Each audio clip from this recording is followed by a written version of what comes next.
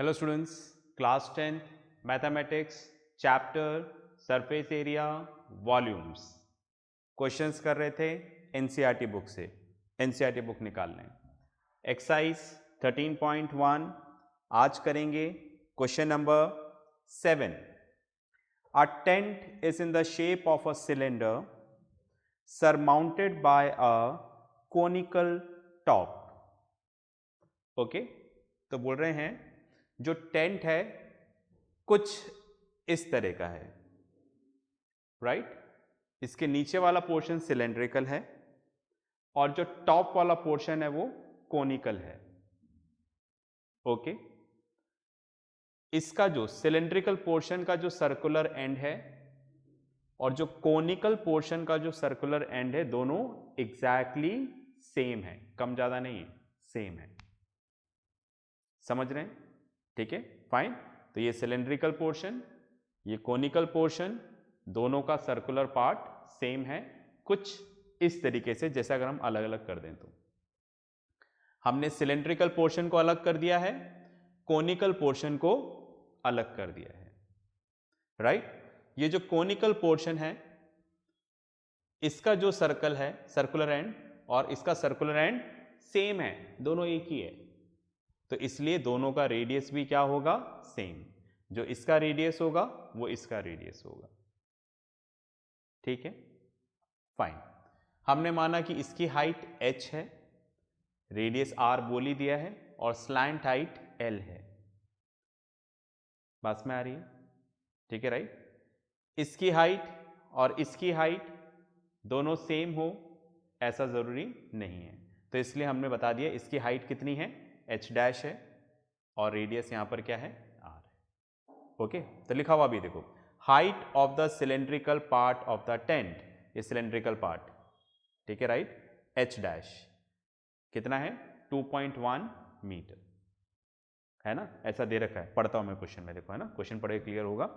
Okay, if the height and the diameter of a cylindrical part are 2.1 and 4 metre, ठीक है, right.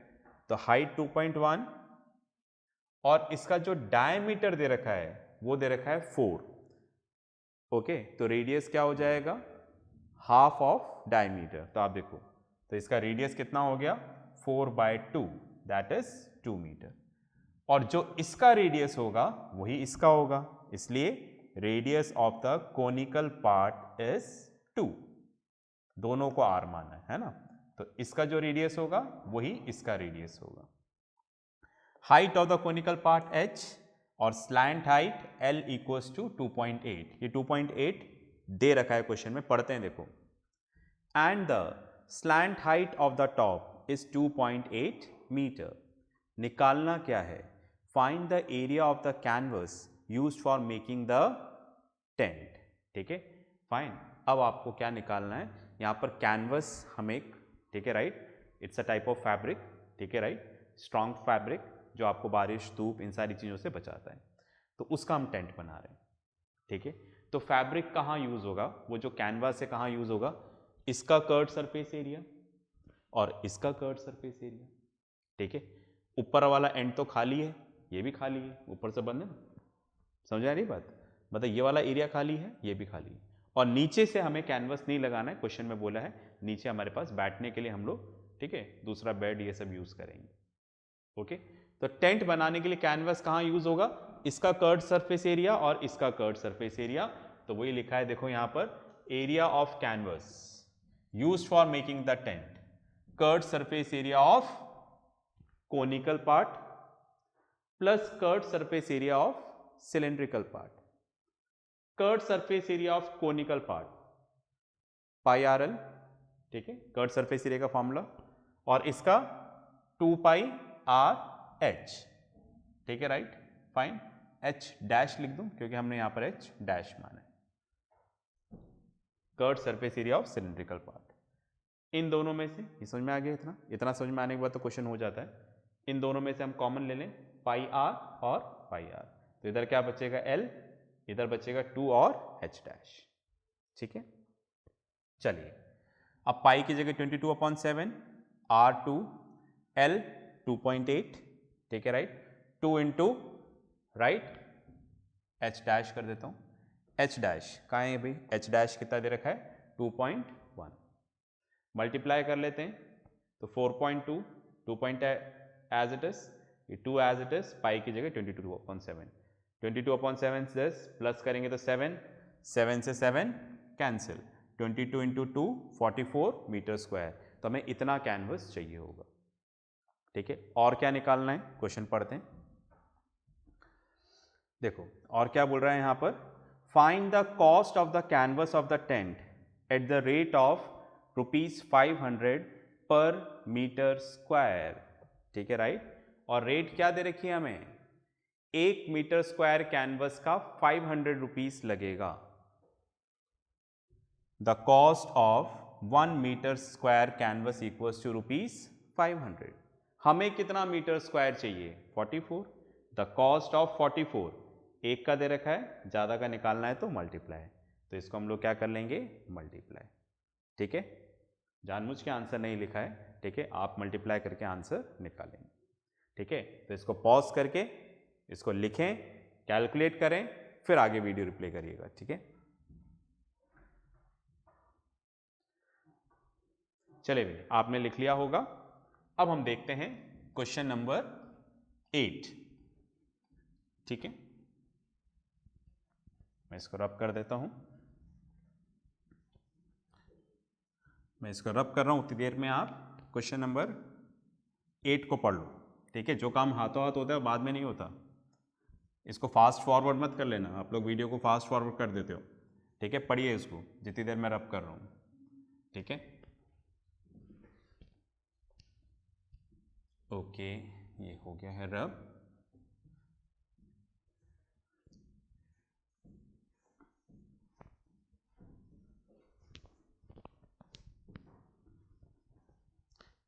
चलिए पढ़ लिया होगा आपने question. Question number 8, from a solid cylinder whose height is 2.4 centimeter and diameter 1.4 centimetre. ठीक है, solid cylinder बना दें भाई, सॉलिड सिलेंडर, ये सिलेंडर है राइट, फाइन, और इसका हमें रेडियस कितना दे रखा है भाई, रेडियस नहीं डायमीटर दे रखा है, फिलहाल तो r लिख देता हूं, और हाइट हमने मान लिया h। ठीक है, तो इसका हमें हाइट h कितना दे रखा है भाई 2.4 सेंटीमीटर। ठीक है, एंड डायमीटर दे रखा है 1.4 सेंटीमीटर, तो रेडियस कितना हो जाएगा, रेडियस हो जाएगा 1.4/2 सेंटीमीटर, दैट इज 0.7 सेंटीमीटर। ठीक है, तो क्वेश्चन में हमें क्या दे रखा है, सॉलिड सिलेंडर दे रखा है, मतलब अंदर से खाली नहीं है, सॉलिड है मतलब भरा हुआ है, जैसे ये वुडन ब्लॉक हो गया या कॉन्क्रीट का हो गया, इस तरीके से। ठीक है, तो आप वुडन मान लो कि आपको वुडन सिलेंड्रिकल एक तरह से ब्लॉक दे रखा है। ठीक है, सॉलिड है। आगे पढ़ते हैं, from a solid cylinder whose height is 2.4 centimetre and diameter is 1.4 centimetre, तो रेडियस हो जाएगा 0.7।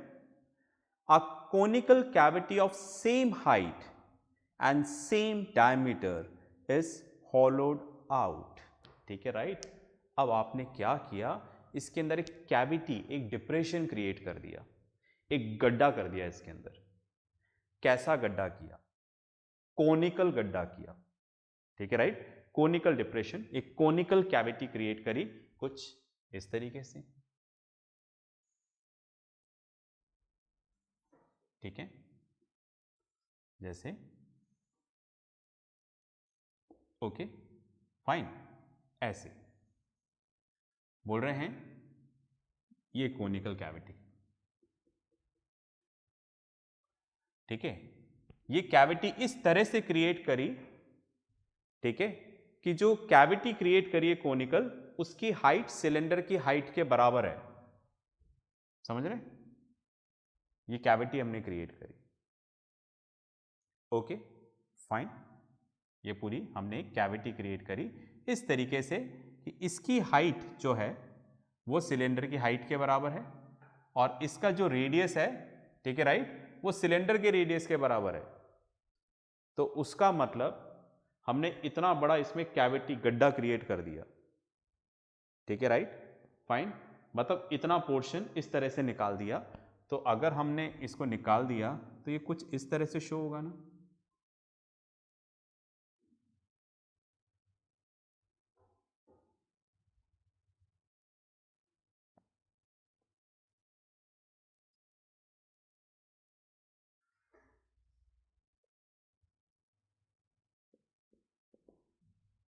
ठीक है, इतना बड़ा गड्ढा कर दिया हमने पूरा और इस कोनिकल पार्ट को अलग निकाल लिया। ये रहा, ये कोनिकल पार्ट जिसका हाइट h है और रेडियस r है, ठीक है। हमने इतना पोर्शन, ठीक है, कोनिकल कैविटी क्रिएट कर दिया, इतना हमने निकाल दिया। समझ पा रहे हैं क्या? ठीक है फाइन, दोबारा पढ़ता हूं, देखो। From a solid cylinder whose height is 2.5 centimeter, diameter 1.4 centimeter, a conical cavity of same height and same diameter is hollowed out. Find the total surface area of the remaining solid to the nearest centimeter square. ठीक है right, बात में आ गई। तो अब आपके सामने जो रिमेनिंग सॉलिड है, ठीक है राइट, फाइन, उसका आपको क्या करना है, ठीक है फाइन, यहाँ पर सरफेस एरिया निकालना है। तो देखो जो गड्ढा है उसको मैं डॉटेड लाइन से बता दूं, ये गड्ढा हो चुका है इतना बड़ा, है ना, ऊपर से तो सर्कुलर था ये, ठीक है राइट, और इस तरीके से। तो अपने सामने क्या हुआ, ठीक है फाइन, हमारे सामने ये सिलेंडर था, हमने इसके अंदर एक कोनिकल कैविटी क्रिएट कर दिया कुछ इस तरीके से। तो अब कोनिकल कैविटी क्रिएट करने के बाद पोजीशन ये वाली हो गई। अब हमें यहाँ पर क्या निकालना है, ठीक है fine, surface area of remaining solid निकालना है, ठीक है। और जो कैविटी हमने क्रिएट करी है कोनिकल, उसकी हाइट और रेडियस सिलेंडर की हाइट और रेडियस के बराबर है, ठीक है। पास में आ रही है सबको कैसे करना है, ठीक है। तो अब आप देखो, अब ये हमारे पास रिमेनिंग सॉलिड है जो अंदर से इतना खाली है, ओके, बस में आ रही है। तो अब हमें निकालना है, ठीक है, कि ये जो रिमेनिंग सॉलिड है इसका सरफेस एरिया कितना है, ठीक है। तो मैं यहां पर लिखूं surface area of remaining solid, ठीक है। मेरे लिखने से पहले एक बार आप पॉज करके, ठीक है राइट, इसको निकालिए। अब रिमेनिंग सॉलिड में अपने को क्या है, कर्व्ड सरफेस एरिया तो बचा हुआ है, कैविटी अंदर क्रिएट हुई है, ठीक है राइट, इस तरह से, इसलिए मैंने सर्कल बना दिया, ये कैविटी अंदर क्रिएट करी है हमने, ठीक है राइट, फाइन। ये पोर्शन है, ऐसा नहीं है कि बीच में से पूरा गड्ढा कर दिया, ठीक है राइट, ऐसे कैविटी क्रिएट किया है, मतलब बाउंड्रीज हैं इसकी, ठीक है राइट। तो दैट मीन्स क्या हो जाएगा, curved surface area of cylindrical portion, ठीक है राइट। इसके अलावा जो बेस है, सॉलिड था ना, तो बेस तो है ही सही, टॉप चला गया इसका, पर बेस तो है, ठीक है। तो बेस क्या हो जाएगा, पाई आर स्क्वायर, राइट। इसके अलावा कैविटी क्रिएट करने की वजह से अंदर क्या हो गया, एक और एरिया निकल गया। सरफेस एरिया मतलब देखो, जिसको आप क्या कर सकते हो, पेंट, कहां पेंट कर सकते हो, बाहर, नीचे पेंट कर सकते हो, और एक इस कैविटी में पेंट कर सकते हो, ठीक है। तो क्या हो जाएगा, curved surface area of conical cavity. समझ पा रहे हो, ठीक है। एक बार पढ़ो इसको और इसको कॉपी करो, फिर अपन आगे चलते हैं, ठीक है फाइन।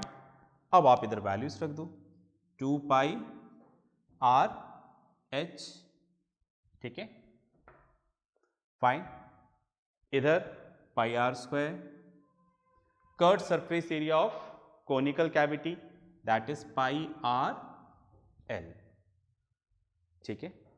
तो आप देखो कॉनिकल कैविटी के लिए एच और आर तो वही है जो सिलेंडर का है, पर हमें यहां पर क्या कैलकुलेट करना पड़ेगा, एल, मतलब स्लैंट हाइट ऑफ कैविटी। ठीक है, तो मैं सॉल्व नहीं कर रहा हूं, ये सिर्फ मुझे आइडिया देना था आपको कि कैसे करना है। ठीक है, तो आप एल पहले निकाल लीजिएगा। पहले क्यों निकालना है बात समझ में आ गई, क्योंकि हम एल बाद में चाहिए। फिर इसमें से जो जो कॉमन आता है कॉमन निकालेंगे। ठीक है, कॉमन निकालने के बाद फिर वैल्यू पुटअप करेंगे, you will get your answer. बात में आ रही है? ठीक है, तो पॉज करके अभी पूरा सॉल्व करो, उसके बाद आगे बात करते हैं।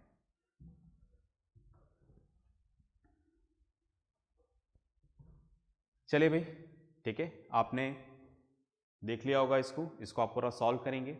ओके, नेक्स्ट क्लास में मिलते हैं नेक्स्ट क्वेश्चंस के साथ। तब तक प्रैक्टिस करते रहें, पढ़ते रहें और अपना ध्यान रखें। बाय।